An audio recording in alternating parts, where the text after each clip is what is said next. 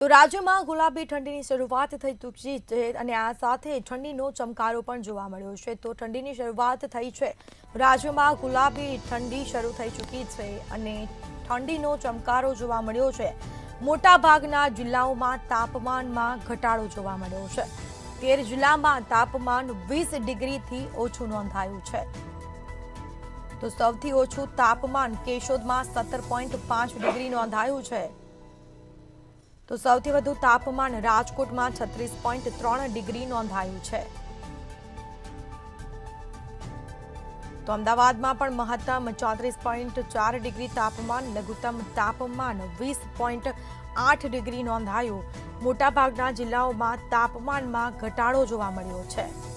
13 જિલ્લામાં તાપમાન 20 ડિગ્રીથી ઓછું નોંધાયું છે। તો સૌથી ઓછું તાપમાન કેશોદમાં 17.5 ડિગ્રી નોંધાયું છે। સૌથી વધુ તાપમાન રાજકોટમાં 36.3 ડિગ્રી નોંધાયું છે। ઠંડીનો ચમકારો જોવા મળ્યો છે। રાજ્યમાં વહેલી સવારે ગુલાબી ઠંડીનો અહેસાસ થઈ રહ્યો છે, તો મોડી રાત્રે પણ ગુલાબી ઠંડી પડી રહી છે અને રાજ્યમાં હાલ ઠંડીની શરૂઆત થઈ છે। મોટાભાગના જિલ્લાઓમાં તાપમાન ઘટ્યું છે।